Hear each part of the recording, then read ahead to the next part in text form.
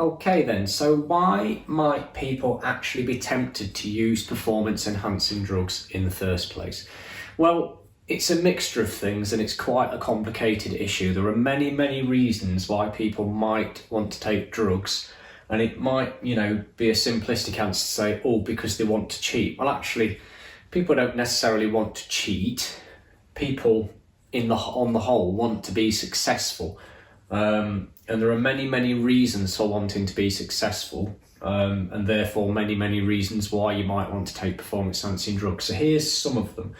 Now, the first one is quite a complicated one in that people can put individual pressure on themselves to succeed. So let's say I am an athlete, I'm a sprinter or something like that, and I really, really want to be successful. And I've been training hard, I've been working hard, I've been doing my best, but I'm just not being that successful. That might be very, very difficult for me to take as a potential, elite athlete. And so eventually I might end up going down a road where I think to myself, well, I've tried everything else. I've tried to do things the right way. I'm not where I want to be. So maybe it's time for me to try and look at potentially things I can do to make my performance a little bit better. And if I don't think I'm going to get caught, what's the harm? So sometimes people might take things because they put pressure on themselves to succeed. I'll sort of come back to that a little bit later about some other reasons why you might be feeling this pressure. Now, another type of pressure that you can feel, another issue, is national pressure. And again, this could come in the form of you perhaps playing for your national side or representing your nation, something like that, something like the Olympic Games. It might be that you feel so much weight on your shoulders because you don't want to let your country down, that you don't want to risk it. And because you don't want to risk letting your country down, you go down that road again of taking performance enhancing drugs. Now, there have been some cases where governments have actually said to their athletes and their teams, you are going to take performance enhancing drugs, we're going to make you do it because we don't want to risk you losing, because we don't want our country to look bad. And an example of that fairly recently would be Russia. At the last Olympic Games, Russia was actually banned. None of their athletes are allowed to take part, and the reason for that was that the World Anti-Doping Agency, known as WADA, had done an investigation and found that actually in Russia, a lot of the athletes were basically having drugs, a cocktail of drugs designed specifically for them, and that kind of pumped into their bodies to make them more successful, and therefore to hopefully make Russia as a country look bigger and better and stronger. Unfortunately, they got caught, and there were probably a lot of innocent athletes as well that weren't involved in that, but because it looked like so many were, it was felt that the only way around it was to ban all Russian athletes from the last Olympics, and that's kind of what happened. So national pressure can be a big thing. It could be the weight of the nation kind of on your shoulders and you feel like you've got to take drugs because you don't want to let anybody down, or it could be that you are being forced or told that you've got to do it because you can't risk losing because the country doesn't want to look bad.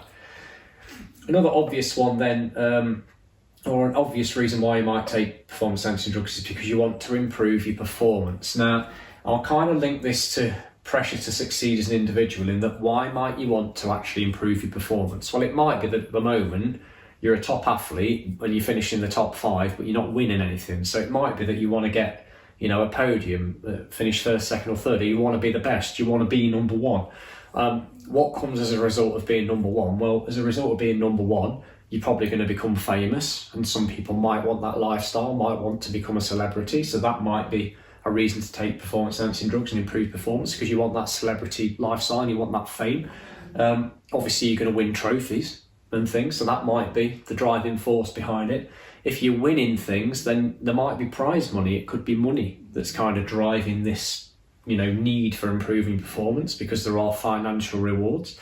Or it could be not necessarily the prize money and the trophies and things, but once you've won trophies and stuff like that and you become the best, you're going to find sponsors and things are also going to come knocking on your door and saying, oh, Matt Boyle, you've just won the Olympic Games, you're the fastest man in the world, we'd like to sponsor you. It might be Nike who come along and say, can you please start wearing our running shoes? Can you please start wearing our running shorts and running vest?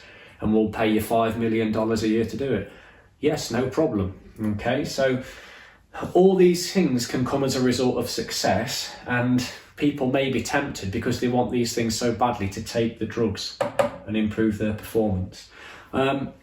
Another fairly simple one, and we kind of touched on this earlier when we looked at some of the different types of performance-enhancing drugs, is that they can target certain things. So you might take a drug because you need to improve your strength. You might take one that's going to improve your stamina. That's going to be something like EPO. You might take something that's going to improve your power. Might be something that you specifically need to win in your particular event or your particular sport.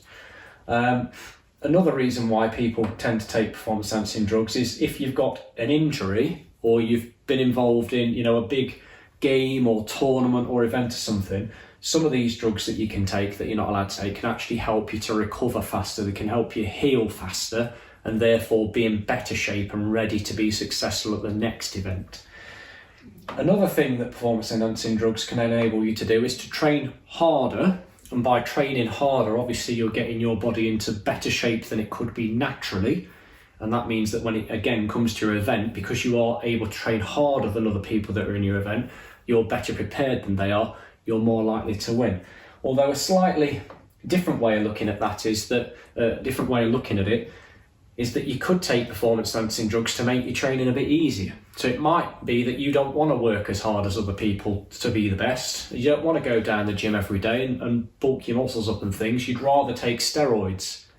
So it means you don't have to go to the gym as often and you don't have to work as hard to get as big and as bulky as people who have done it the natural way. So there's another kind of take on that. Another reason people take performance-enhancing drugs sometimes is to mask pain. So if you've got an injury, but you need to play in a particular tournament because you are desperate to win it, or you're desperate for the prize money and all the things that kind of go with it, you may take performance-enhancing drugs that kind of mask and hide your pain. There are a lot of painkillers within sport that are banned, and the reason for that is we don't really want athletes playing when they're injured, because if you play when you're injured, you might do yourself long-term irreparable damage, where you have to retire because you hurt yourself so badly by kind of playing while you're injured. So a lot of painkillers are banned within sport and are seen as being performance-enhancing drugs. So some people might do it to mask pain. Diuretics potentially are taken, we mentioned that before, to lose weight. And obviously by losing weight, that can give you advantages within certain sports. And then the final one's quite a strange one. It's an excuse that people have used when they've been caught taking performance-enhancing drugs, particularly in the sport of road cycling and the Tour de France and things like that. Some people have said the only reason they took performance-enhancing drugs is because everyone else was doing it. And basically, if they turned up and they'd not taken drugs, they would have come last place. But basically, because everybody else was doing it, the only way to be competitive and the only way to be successful was to take drugs. Does that make it right? Probably not. And a good example of somebody in that kind of situation was a cyclist called Lance Armstrong. You may have heard of him before. So that's some of the reasons why people might use these drugs. Whether you think it's right or not is a completely different matter, but these are some of the excuses or reasons that people who have used them before have potentially given. Okay then, so let's take a look at some of the reasons against taking performance-enhancing drugs. Again, there are lots and lots of reasons why it's a bad idea. These are just some of them. And basically we'll talk through these and look at kind of what that might mean for the individual.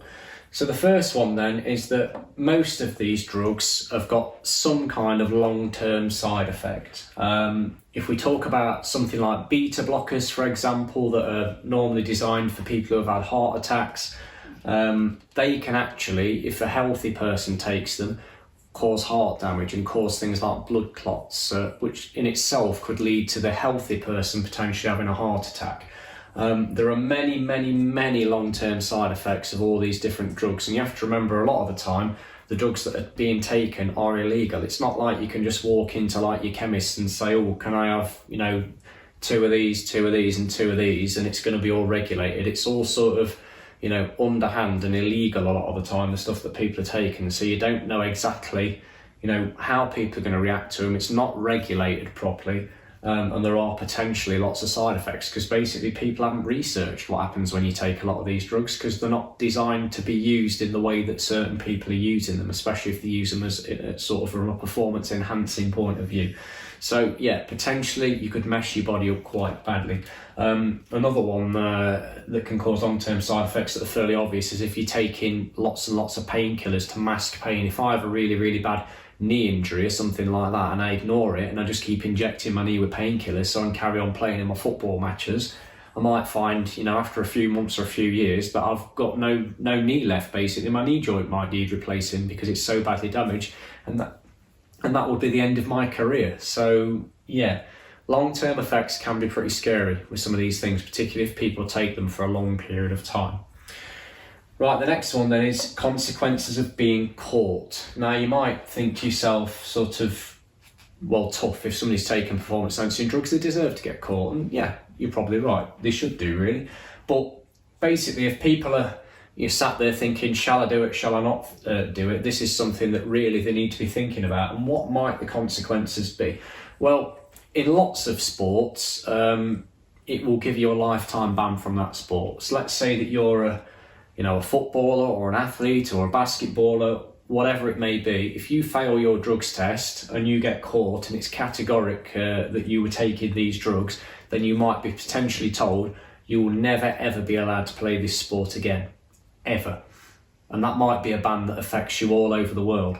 So what was at one point your career and paying your bills every month now becomes something that you would never ever be allowed to do again. Okay, it could be a shorter ban. Sometimes there might be a 6-month ban, 2-year ban, but a lot of sports do lifetime bans. But whether it's 6 months, 2 years, or lifetime, that's basically your income gone.